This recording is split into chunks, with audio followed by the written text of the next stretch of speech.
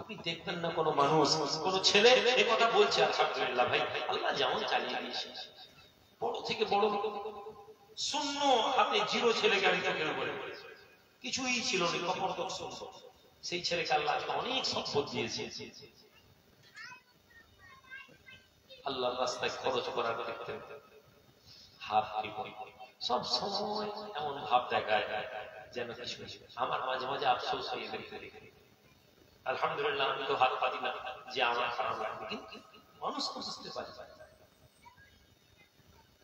হে যুবক, তুমি সবসময় আল্লাহর শুকরিয়া আদা করো। তুমি যে অবস্থায় আল্লাহর শুকরিয়া আদা করো, তুমি ভ্যান চালাচ্ছ, সারাদিনে তোমার 100 টাকা হয়েছে, তুমি তোমার বিবিকে এসে বলো যে দেখো আল্লাহর দরবারে যা আছে 100 টাকা আছে, এতে আমরা সংসার চালিয়ে দিই, হয়নি। তোমার বিবি প্রথম প্রথম অসন্তুষ্ট হবে, তুমি আল্লাহকে বলো আল্লাহ আপনি আমার পরিবারকে বরকতের উপরে সাহায্য করুন, আমার পরিবারের অন্তরে রহম দিন। তুমি কিছুদিনের মধ্যে দেখবে তোমার বিবি দিনদার হয়ে গেছে, তোমার বিবি বলবে ঠিক আছে আল্লাহ যা দিয়েছেন এতে সংসার আমরা চালিয়ে দিই। আর যদি তুমি মনে করো না, সারাদিন এসে সামান্য পয়সা দিয়েছে, বউজি বলেছে, বউকে ধরে ঝাঁটা মারছো, কাল দিচ্ছ, উল্টো পাল্টা বলছো, আর বলছো এই ব্যবসা না হলে আমি কি করবো, তোমার ঘরে শান্তি হবে। আল্লাহর প্রতি তাওয়াক্কুল করতে হবে। হে যুবক ছেলে, ওয়াকাফা বিল্লাহি ওয়াকিলা, যে মানুষের কথা বলতে পেরেছে, যে যুবকের কথা বলতে পেরেছে, ওই ছেলের চিন্তা কিছু নেই, ওই ছেলের ভয়ের কিছু নেই, ওই ছেলের আফসোসের কিছু নেই। একটা ছেলে ছিল, সংসারে বড় অভাব, তার বিবি তাকে বলছে দেখো সংসারে বড় অভাব, তুমি তাড়াতাড়ি যাও, তুমি গিয়ে কাজ করো, ছেলে মেয়েরা খেতে পায়নি, কি হবে এরকম করে চললে সংসার করবো।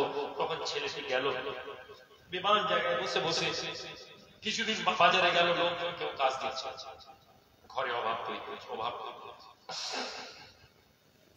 ছেলেটি মনে মনে বুঝিকে বললো এতদিন ধরে বাজারে গিয়ে কাজ করছি, কাজ পাই না, আজকে আল্লাহর দরবারে যাই, আল্লাহর কাছে হাত পাতি। বলে রাসূলুল্লাহ ওই ছেলেটি একটি নদীর পাড়ে বসে বসে গোসল করে ওযু করে আল্লাহর দরবারে সারাদিন নফল নামাজ পড়ছে, দোয়া চেয়েছে, বলছে আল্লাহ এতদিন দুনিয়াতে ছুটেছি, কাজ পাইনি, আল্লাহ আজকে আপনার দরবারে হাত পাতেছি।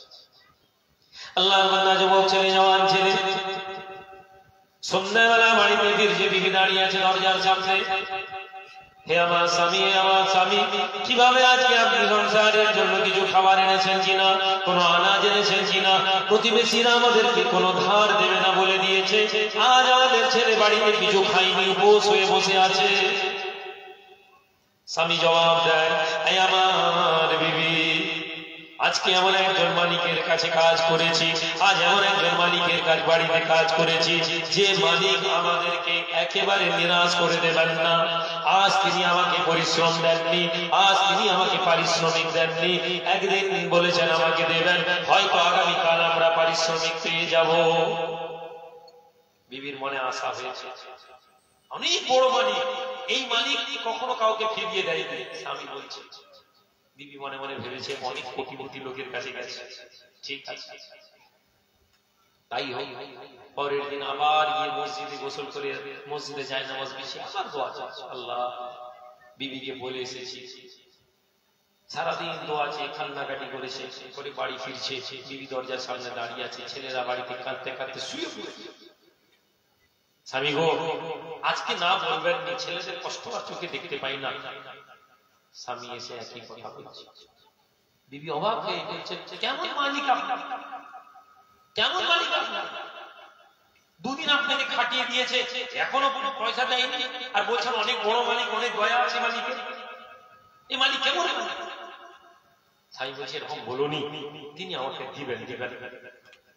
তৃতীয় দিন গিয়ে একই হবে, কাঁদছে, বলছে আল্লাহ আমি কথা বলতে পারিনি যে আমি আপনার কাছে চেয়েছি, হয়তো আমার বিবি আরো অসন্তুষ্ট হয়ে যেতে পারে, তুমি কাজ করনি, আল্লাহ দরবারে বসে আছো, আল্লাহ আপনি ওয়াদা করেছেন বুঝিয়ে দিবেন, আল্লাহ আপনি সাহায্য করুন।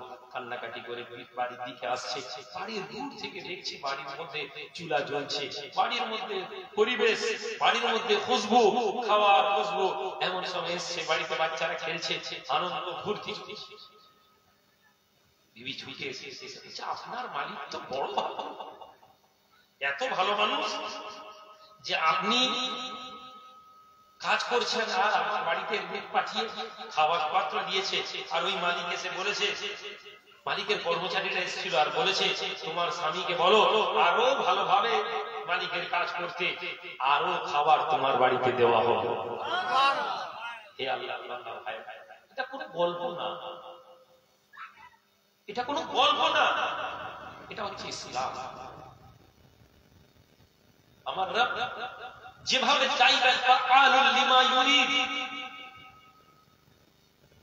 আপনি যদি মনে করেন আপনি মসজিদে বসে সারাদিন আল্লাহর দরবারে দোয়া চাইবেন, বিশ্বাস করুন ইয়ারযুকু মান ইয়াশাউ বিগাইরি হিসাব, এমন ভাবে তোমাকে রিজক দেওয়া হবে তোমার হিসাবের বাইরে, আপনি ভাবতে পারবেন না। কিন্তু আমাদের ঈমান এই জায়গায় নাই। সারাদিন আমাদের কাছে শুধু না আর না, শুধু বলছি হুজুর চলছে না, অভাব অভাব অভাব আর অভাব। কেননা আমরা ইসলামের মধ্যে আসতে পারি, আমরা দ্বীনের মধ্যে আসতে পারি, আমরা ধর্মের মধ্যে আসতে পারি। ধর্মের মধ্যে যদি আসতাম তাহলে আমরা কি পেতাম? আল্লাহ নবী বসে আছে, একজন লোক এসেছে, এসে বলছে আমি ক্ষুধার জন্য খেতে দিই।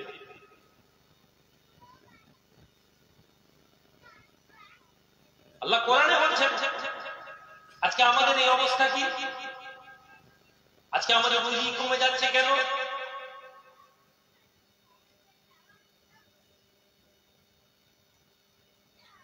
যখন আমাদের রুজি কমে যায় তখন আমরা কি বলতে থাকি?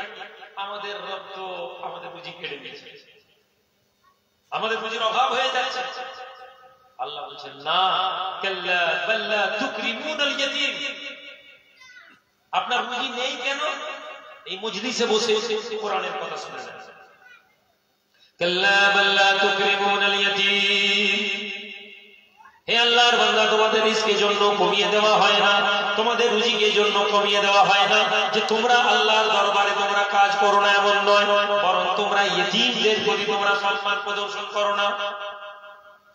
কাল্লা কখনো নেই, বাল্লা তুকরিমুনাল ইয়াতীম, ইয়েতিমদেরকে সম্মান না করা। কোরআন বলছে রিজক বাড়ানোর কারণ ইয়েতিমদেরকে সম্মান করতে হবে। আজ আপনার পাড়ায় যে ছেলেটার বাপ নেই, আপনি বলুন তো সেই ছেলেটাকে পাড়ার কটা লোক সম্মান করে?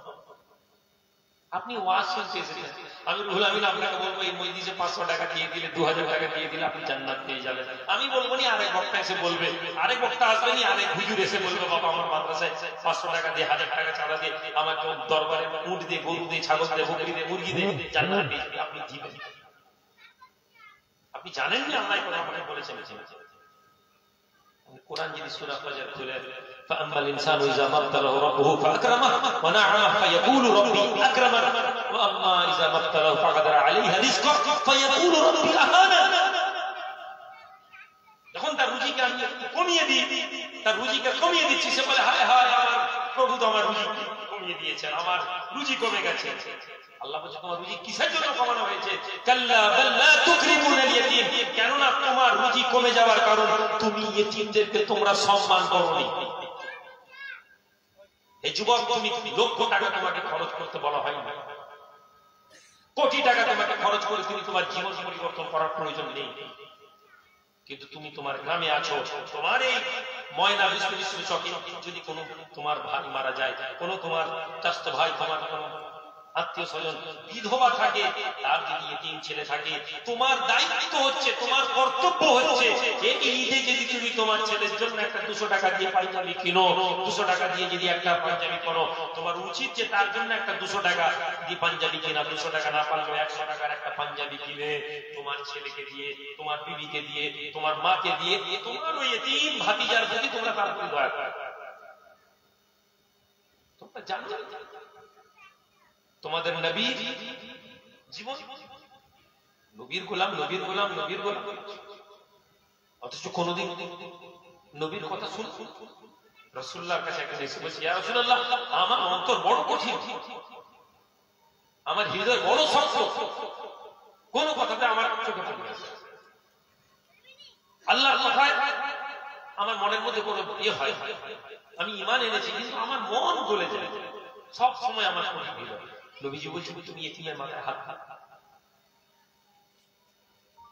তুমি ওয়াজ শুনতে বসেছো, জলসা, তোমার জীবনে কোনো জলসার পরিবর্তন নেই, ওয়াজের কোনো পরিবর্তন নেই, তুমি সবসময় মাথায় নিয়ে বসেছো ভালো কিসসা শুনছো। আমি জলসায় উঠে মনে করছি আমাকে ভালো ওয়াজ করতে হবে, ভালো ওয়াজ হলে আমাকে কিসসা শোনাতে হবে, জোরে জোরে সুবহানাল্লাহ বলবো, বলবেন আপনি আমার কথা কথা ভালো। আমরা এখানে পরিবর্তন হওয়ার জন্য বসেছি ভাই। এই মজলিস আমাদেরকে পরিবর্তন হওয়ার জন্য আমরা এই মজলিস কায়েম করেছি। রুজি বাড়াতে চাই, আল্লাহ বলেছেন কাল্লা বাল লা তুকরিমুনাল ইয়াতীম ওয়া লা তাহাদ্দুনা আলা তুআমিল মিসকিন। মিসকিনদেরকে তোমরা গরিবদেরকে খাবার খাওয়াও। জলসা কমিটিতে যদি কোনো মানুষ গরিব হয়, কোন জলসার গ্রামে যদি গরিব মানুষের বাড়িতে কম খাবার যায়, বড় লোকের ঘরে বেশি খাবার দিচ্ছে, হয় না? হয় না? জি বলুন। যে লোকটা গরু দিয়েছে তাকে তার প্রয়োজনের থেকে বেশি আপনি খাবার পাঠান। একটা গরিব মানুষ, তার ঘরে 6 জন মেম্বার, কিন্তু আপনি 2 জনের মতন খাবার পাঠান। আপনি মনে করছেন আপনি এই মজলিসে বসে আল্লাহ খুশি করানোর জন্য এই মজলিস করছেন। পরিবর্তন যদি হওয়ার জন্য না বসেন, তাহলে পয়সা খরচ করে জলসা করে কিছু লাভ নেই। আল্লাহ নবীর কাছে একজন লোক এসে বলছে, ভাই আমি ক্ষুধার্ত, কিছু খাওয়াবে? আল্লাহ নবী সাহাবাদেরকে বললেন, কেউ আছো কিছু খাওয়ানো? সাহাবারা চুপ। সকলের বাড়িতে খাবার নেই, কোন সাহাবী বাড়িতে খাবার নেই, সবাই চুপ। নবীজি বলছেন, এমন সময় আল্লাহ নবী নিজে বাড়িতে গেলেন, বিবিদের ঘরে গেলেন, একজনকে বলছেন, আচ্ছা বাড়িতে কিছু খাবার আছে? বিবিরা চুপ, বলছেন, ইয়া রাসূলুল্লাহ, সেই সত্তার কসম যিনি আপনাকে নবী করে পাঠিয়েছেন, বাড়িতে কিছু খাওয়া, বাড়িতে কিছুই খাওয়া, বাড়িতে কিছুই খাওয়া। একজন সাহাবী দাঁড়ালেন, দাঁড়িয়ে বলছেন, ইয়া রাসূলুল্লাহ, আমি নিয়ে যাব। আল্লাহ নবী খুশি হলেন, যাও নিয়ে যাও। বাড়িতে পৌঁছেছেন, পৌঁছে বিবিকে বলছেন যে, বিবি আল্লাহ নবীর মেহমান আছে, কিছু খাবার আছে? বিবি বলছে যে, না কিছু খাবার নেই, শুধু ছেলেদেরকে খাওয়ানোর মতো অল্প খাবার আছে, আমাদেরও খাবার। স্বামী বলছে, এক কাজ করো, ছেলেদেরকে না গায়ে মাথায় হাত বুলিয়ে শুইয়ে দাও, শুয়ে পড়বে, শুয়ে গেলে আমরা খাবার নিয়ে আসবো। নিয়ে এসে এমন ভাব করে না, দুঃখ করে তুমি লাইটটা আলোটা বন্ধ করে দিবে, লম্ফটা বন্ধ করে দিবে, করে দিয়ে মেহমানকে খাবার দিব, অন্ধকারে আমরা মিশামিশি বিছানে বাসনে হাত দিলাবো আর মেহমানকে খাবারটা দিব, তাহলে মেহমানের পেট করে দেবে। তাই অন্ধকারের মধ্যে খাবার এনে বিবি সামনে রেখে দিয়ে লম্ফটা বন্ধ করে দিয়েছে, অন্ধকার হয়ে গেছে, খাবার খাচ্ছে, মেহমান খাবার খাচ্ছে, এরাও এমন ভাব দেখাচ্ছে খাবার খাচ্ছে। আল্লাহ নবী দয়াল নবী নূর নবী রাসূল আরবীর দরবারে জিবরিল আমিন এসে জানিয়ে, ইয়া রাসূলুল্লাহ, ইয়া হাবিবাল্লাহ, আপনার ওই সাহাবী যে গতকাল মেহমান নিয়ে গিয়েছিল, আল্লাহ পাক ওই ব্যক্তির কাজে মুচকি মুচকি হেসেছেন। জোরে বলা যাবে না? জিবরিল আমিন বলে দিয়ে চলে গেছেন, আল্লাহ পাক ওই বান্দার কাজে হেসেছেন। সুবহানাল্লাহ। বান্দা কাজ করেছে, আল্লাহ খুশি হন, বান্দা কাজ করেছে, আল্লাহ হেসেছেন। বান্দা নামাজ পড়েছে, আল্লাহ হেসেছেন, এমন হাদিস আসেনি। বান্দা রোজা রেখেছে, আল্লাহ হেসেছেন, এমন হাদিস পাননি। বান্দা আল্লাহর রাস্তায় কি বলে খরচ করেছে, আল্লাহ হেসে ফেলেছেন। কি কাজ? জিবরিল আমিন বলে দিয়েছেন, আল্লাহ বলেছেন, শোনো, ঠিক আছে তুমি কি কাজ করেছো যে আল্লাহ পাক কাল হেসেছেন? সাহাবী বলেন, ইয়া রাসূলুল্লাহ, ইয়া হাবিবাল্লাহ, আমার মা বাবা আপনার প্রতি কুরবান হয়ে যাও। হে আল্লাহর নবী, এমন কোন কাজ আমার তো জানা নেই, তবে ইয়া রাসূলুল্লাহ, আগামী গতকাল রাতের বেলা আমার বাড়িতে খাবার ছিল না, ছেলে মেয়েদের খাবার মেহমানের মুখে তুলেছি আর মেহমানের সামনে অন্ধকার করেছি, কেননা আমরা খাবার ছিল না, আর এমন ভাব দেখিয়েছি যা মেহমান মনে করেছে যে আমরা খাচ্ছি। ইয়া রাসূলুল্লাহ, এই কাজ করেছিলাম। আল্লাহর নবী বলেন, সাহাবারে, তোমার এই কাজের জন্য আল্লাহ পাক খুশি হয়ে হেসেছেন। এই ইসলামের দিকে তাকান, এই ইসলামের দিকে এসেন। বাড়িতে একটা মেহমান এসে গেলে আপনার মাথা খারাপ হয়ে যায়, আপনার বউয়ের মাথা খারাপ হয়ে যায়, আপনার বিবি অসন্তুষ্ট হয়ে যায়, বাড়িতে ঝগড়া লেগে যায় বাড়িতে মেহমান এলে। আর এই ঘর থেকে আপনি আশা করছেন ঘরে বরকত হবে, আপনি আশা করছেন ঘরের মধ্যে সম্পদ বাড়বে।